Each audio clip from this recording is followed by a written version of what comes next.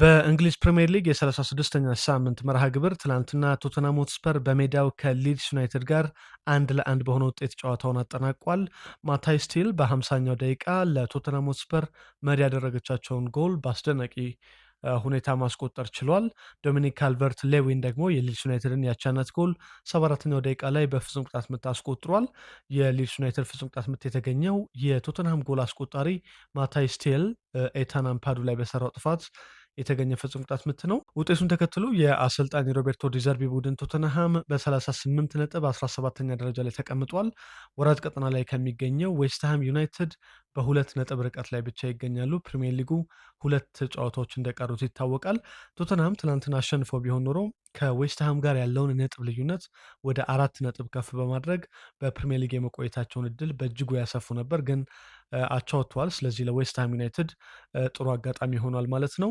የቶተንሃም ግብ ጠባቂ አንቶኒን ኬንስኪ አሁንም የሮቤርቶ ዲዘርቢ ቀዳሚ ተመራጭ ሆኗል። ትናንትና ሁለት በጣም ድንቅ ኳሶችን ማዳን ችሏል። አንደኛው ጆ ሮዶን በግንባሩ የገጨውን ኳስ በጥሩ ብቃት መልሷል። ከዛ በተጨማሪ ሾን ሎንግስታፍ በጣም ጠንካራ የጎል ሙከራ አድርገው እንደዚሁ በኬንስኪ ጠንካራ እጆች ኳሱ ጎል ከመሆን ተርፏል። እንግዲህ ቶተንሃም ትናንትና በሜዳው አቻ መለያየቱን ተከትሎ ከታህሳስ ወር በኋላ ወይንም ብሬንትፎርድን ካሸነፉ ወዲህ አንድም ጨዋታ በሜዳቸው ያለማሸነፍ ጉዟቸው እንደቀጠለ ሆኗል። በትናንትናው ጨዋታ ላይ ለቶተንሃም ሆትስፐር ጥሩ ዜና የሚሆነው የጄምስ ማዲሰን ከጉዳት መመለስ ነው። ይሄ እንግሊዛዊ የ29 ዓመት አማካይ ከ368 ቀናት ወይንም ከአንድ ዓመት በላይ ቆይታ አድርጎ ወደ ሜዳ ተመልሷል። 85ኛ ደቂቃ ላይ ተቀይሮ ገብቷል። ማዲሰን በኤሲኤል ጉዳት ምክንያት ገና ነሐሴ 2025 ላይ በፍሬንድሊ የወዳጅነት ጨዋታ ላይ ከኒውካስል ጋር ሲጫወቱ ነበረ ጉዳት የገጠመው። ትናንትና ተመልሷል። ከፕሪሚየር ሊጉ ወልቭስና በርንሌይን በመከተል ወደ ቻምፒየንሺፕ የሚወርደውን ክለብ የሚለዩት ሁለት ጨዋታዎች ስንመለከት በቶትናም በኩል በቀጣይ ከቼልሲ ጋር ከሜዳ ውጪ ኤቨርተንን ደግሞ በሜዳው ያስተናግዳል። ዌስትሃም ዩናይትድ ደግሞ ከኒውካስል ዩናይትድ እና ከሊድስ ዩናይትድ ጋር የመጨረሻ ሁለት መርሃ ግብሮቻቸውን ያከናውናሉ። ከፕሪሚየር ሊጉ የሚወርደው ሶስተኛው ክለብ ግን ከቶተንሃም እና ከዌስትሃም አንደኛቸው መሆኑ የተረጋገጠ ጉዳይ ነው። በጣሊያን ሴሪአ 36ኛ ሳምንት በስታዲዮ ዲዬጎ አርማንዶ ማራዶና ላይ ናፖሊ በቦሎኛ 3-2 ተሸንፏል።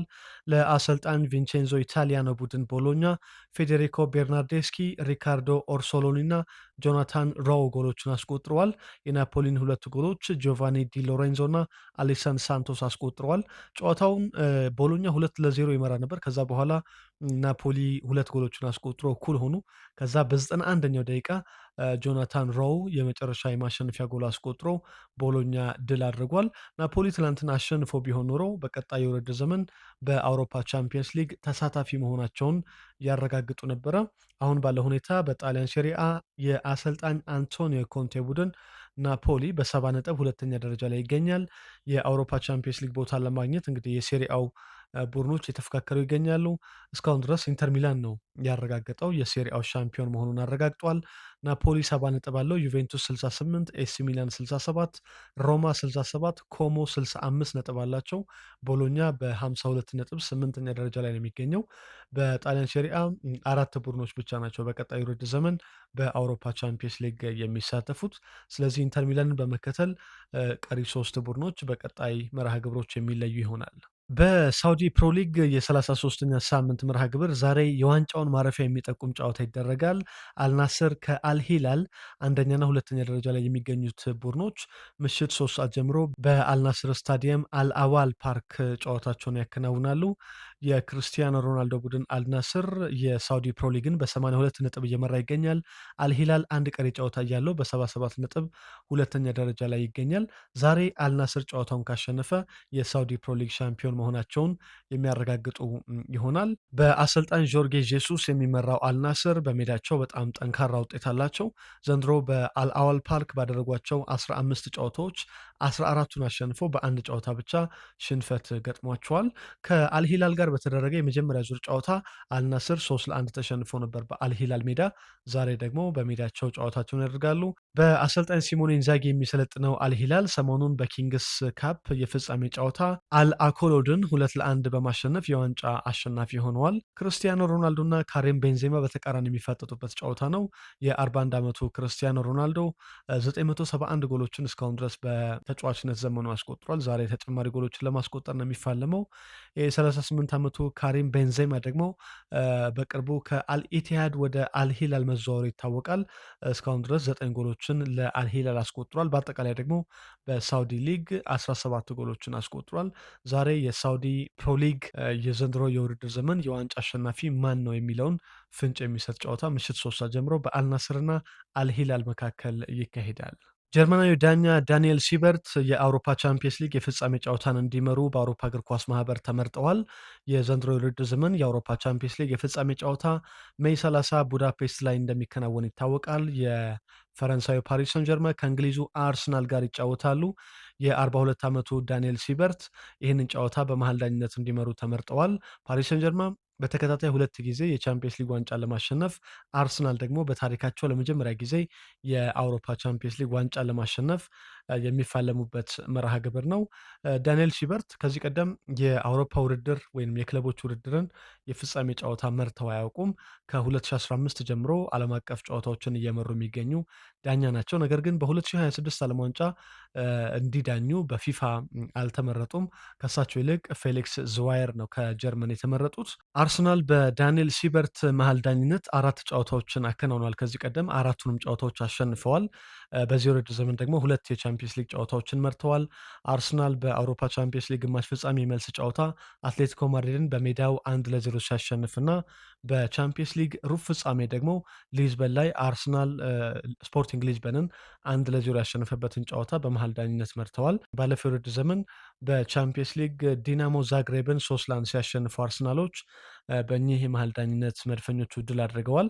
በ2021 ደግሞ በዩሮፓ ሊግ አርሰናል ኦሊምፒያኮስን 3-1 ሲያሸንፍ በመሀል ዳኝነት መርተዋል። ዳንኤል ሲበርት የፓሪስ ሰን ጀርመንም 4 ጨዋታዎች መርተዋል። ከዚህ ቀደም የፈረንሳዩ ክለብ ባደረጋቸው 4 የቻምፒየንስ ሊግ ጨዋታዎች 3ቱን አሸንፎ በአንዱ አቻ ተለያይቷል። አቻ የተለያየበት ዘንድሮው ከአትሌቲክ ቢልባኦ ጋር 0-0 የተለያየበት ጨዋታ ነው። ዳንኤል ሲበርት ዘንድሮ 9 የቻምፒየንስ ሊግ ጨዋታዎችን መርተዋል። የፍጻሜ ጨዋታ ደግሞ 10ኛው ጨዋታቸው ነው የሚሆነው። ጀርመናዊ ዳኛ ዘንድሮ በመሯቸው 9 የቻምፒየንስ ሊግ ጨዋታዎች 2 ቀይ ካርዶችን ሲመዙ 1 ፍጹም ቅጣት ምት ሰጥተዋል። ዳንኤል ሲበርት በ2022 ዓለም ዋንጫ ካታር ላይ ከዳኙት መካከል ናቸው። የምድብ 2 ጨዋታዎችን መርተው ነበር። ቱኒዚያ ከአውስትራሊያ እና ጋና ከዩራጓይ ያደረጓቸውን ጨዋታዎች መርተዋል። ለ2026 ዓለም ዋንጫ ግን ሳይመረጡ ቀርተዋል። ከዛ በተጨማሪ ጀርመናዊ ዳኛ ዳንኤል ሲበርት በ2025 የዩሮፓ ሊግ ግማሽ ፍጻሜ ማንቸስተር ዩናይትድ ከአትሌቲክ ቢልባኦ ጋር ያደረጉትን ጨዋታ መርተዋል። እንዲሁም ደግሞ በ2020 እና በ2024 አውሮፓ ዋንጫ ከዳኙት የመሀል ዳኞች መካከል አንዱ ናቸው። በፈረንሳይ ፕሮፌሽናል ተጫዋቾች ህብረት ዩኤንኤፍፒ የሚዘጋጀው የፈረንሳይ እግር ኳስ ኮከቦች የ2025/26 የሽልማት ስነ ስርዓት ትላንትና ተካሂዷል። የዓመቱ ምርጥ የፈረንሳይ ተጫዋች ኦስማን ደምቤሌ ሆኗል።